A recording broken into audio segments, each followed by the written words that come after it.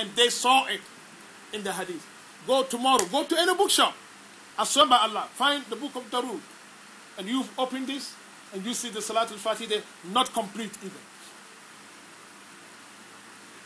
So we are in an ocean of blessing with the Salatul Fatih. That's the distinction. Every tariqah has its own salawat. But it is that Salatul Fatih that makes us distinct from the rest. In the tariqatul Rafa'iyya, this is the salawat they do. It's Allahumma salli ala Sayyidina Muhammad abdika wa nabika ar-rasul an-nabiy al-ummi wa ala alihi wa sahbihi wa sallim. That is for tariqatul Rafa'iyya. And then the Qadiriyya, they do the salatul tijjani. But any salawat you like, you can do it to Rasulullah sallallahu alaihi wasallam. It's okay. But there are different virtues to each and every one. And that's how we got it. So please, whatsoever we're doing, let us know the other. Even the number we've been given, it all has wisdom in it. So if we ask those who give it to us, we will gain a whole lot. Why have we got to do Ya Salam 100? What is the benefit of that?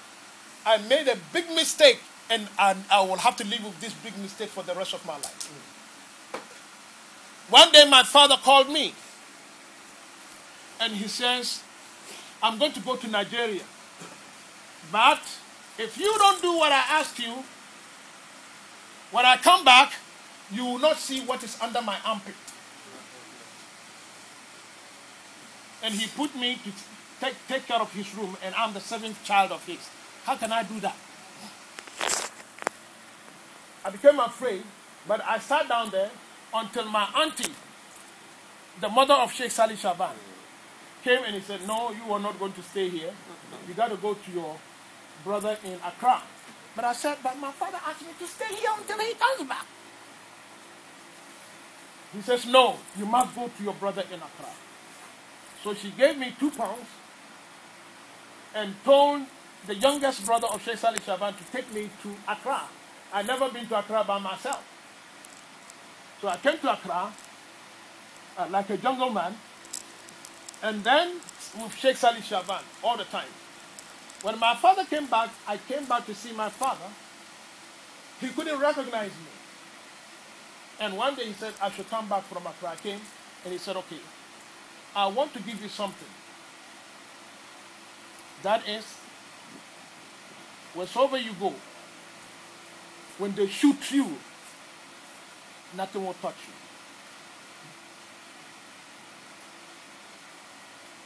Do you hear what I'm saying?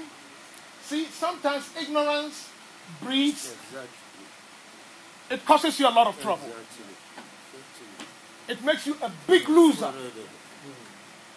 Now, I tell my father, I said, well, what do I need this for? I said, I have shown up for how many years? That is enough for me. Then one day I come with Sheikh Salih Shaban. Then my father says, listen to what your younger brother said. I told him I'm giving him this, which is what we inherited from our grandfather. And Sheikh Salih Shaban had been following my father looking for this. I didn't know. For 30 years of the life of Sheikh Salih Shaban, including all of his senior brothers, they were following my father for this. They said he's the one who inherited this. And he was going to give it to me. I didn't ask for it. Sheikh Salih Shaban says, you come here. What is wrong with you? Are you crazy? Are you insane? I got a whole lot of insults. And then when I went back to my father, I wanted it's closed.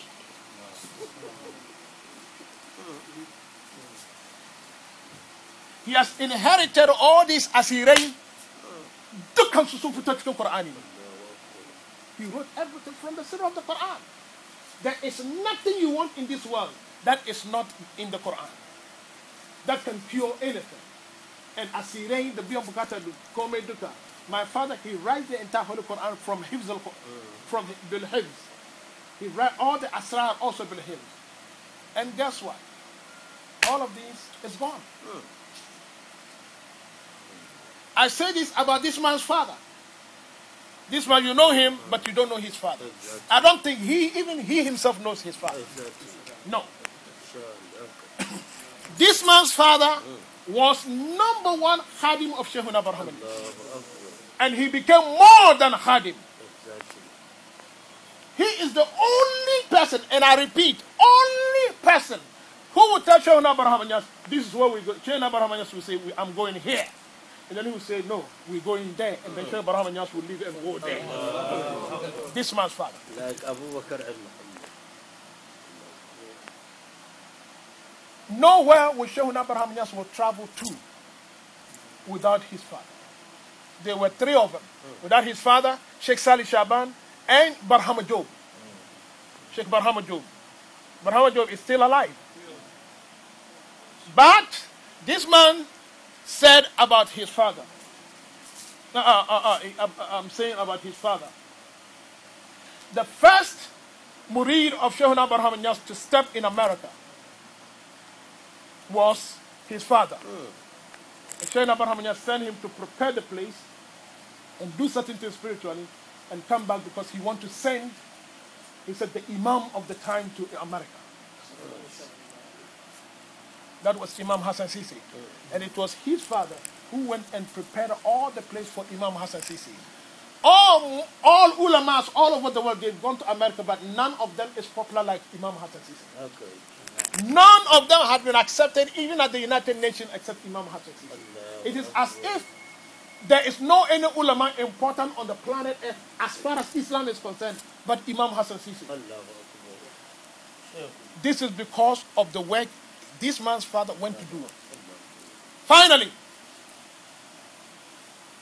where this man's father was buried, in Nigeria, 2 years after his death, or more. You know, when a man dies, what happens? He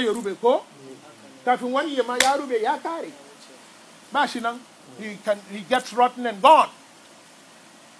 2 years or 3 years even more, and a little more over 3 years, they are going to construct a main high street of Nigeria where his father was buried, going through the cemetery, and they ask everybody to remove their dead from there.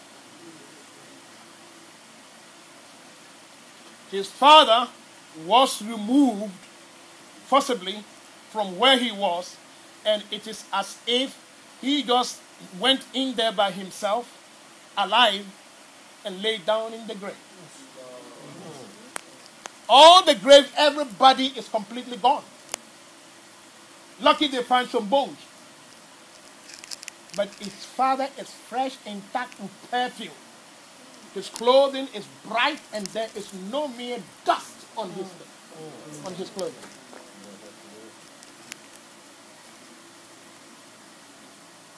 We know this. There are so many things we can